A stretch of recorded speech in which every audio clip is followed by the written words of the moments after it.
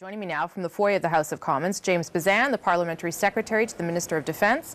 Jack Harris is the NDP Defence Critic, and Joyce Murray is the Liberal Defence Critic. And all three just got out of a committee where they were hearing from the Minister of National Defence and from General Lawson, hearing about Iraq and Syria, important issues. And I want to talk about those things too, but obviously this is dominating the news right now. And I know you heard directly from General Lawson about the issue, but let's start with you, James Bezan, that the Prime Minister said today the comments are offensive and inappropriate and inexplicable. If that is true, why is General Lawson being allowed to stay in his job? Well, first of all, let me just say that I think everyone was disgusted by those comments, and that, Rosie, we know that General Lawson has already announced that he's retiring, and a change of command will be happening very soon. So, you know, everything is lined up for a replacement of the CDS, and, you know, it comes down to it that there's no excuse whatsoever for sexual misconduct within any organization, especially the Canadian Armed Forces, which are our ambassadors to the world. They are where our bravest men and women sign up to serve, and they shouldn't be subjected to this type of despicable behavior. And so we expect better from our CDS and how they are dealing with it. And I'm glad to see that we have, you know, Justice Deschamps' report, which Lieutenant General Christine Whitecross is enacting, and she has 25 people that are going across the country and around the world to find out best practices and how we implement all 10 recommendations that was brought forward by Justice Deschamps. I appreciate that you're using your words. You're disgusted with the comments. So what is the hesitation in following through with that disgust and expressing that to General Lawson, or trying to set an example by asking him to leave? Are we trying to honor his past service? What's the rationale that the government has there? Well, you know, he has served, as you know, well over 30 years in the Canadian Armed Forces. He is our top general, and he has announced that he will not be extending his stay, and that General Vance has been named as his successor, and there will be a change. All that happened before. You know, this isn't in reaction to what he said. We're very close to having the change of command and then the handoff to the new general. Okay, let me bring in Jack Harris. Do you think that the apology for what General Lawson calls awkward remarks, is that sufficient for you?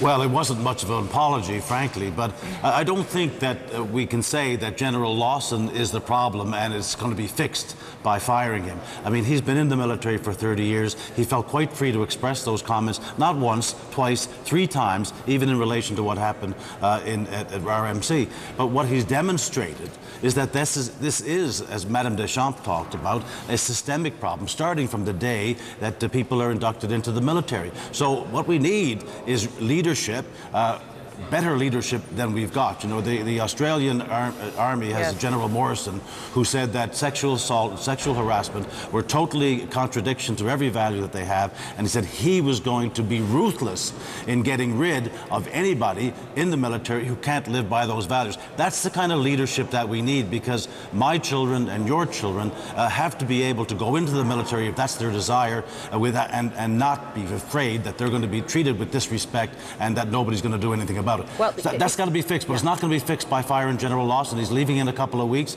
If someone wants to have the change of command earlier, that'll be all right with me. But what we really need is leadership, not only at the military level, but also at the government level. Okay. We're not seeing that. Yeah, okay. I actually have those comments from David Morrison, and I'll play them in just a second. But just so I'm clear then, you don't have a problem with him sticking around for the duration here? We're talking a couple of weeks. I mean, if you want to make making him a scapegoat for this, he didn't cause this problem. He's very much a part of it because he's part of the leadership. He was appointed by Stephen Harper, so Stephen Harper has to take some responsibility for this as well. But we haven't seen real commitment to solving the problem, even implementing recommendations based on those recommendations of Madame Deschamps. There's still weasel words going on here. I'm not convinced. We don't have a timeline. We need leadership from the government as well as from the military. Okay, since you brought up this, and I think it's such a stark contrast to what we've heard, I do want to play a clip of the Chief of the Australian Army, David, who until recently, I should say, was the Chief of Australia's Army. This is David Morrison, and these are comments he made after learning about sexual misconduct in Australia's armed forces. Take a look at this. No one has ever explained to me how the exploitation or degradation of others enhances capability or honours the traditions of the Australian Army. I will be ruthless in ridding the army of people who cannot live up to its values, and I need every one of you to support me in achieving this. That's a pretty stark difference. It's some pretty tough language. Is it what we need to hear from the Chief of the Defence Staff in Canada, Joyce Murray? Yes, absolutely, Rosemary. And I am fundamentally in disagreement with what both James and Jack have said. I think this is a moment where the government could show some leadership.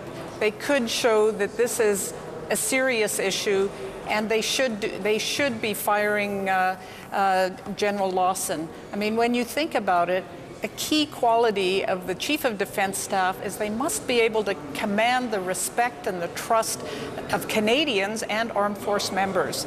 And I asked this in committee of both General Lawson and the Minister.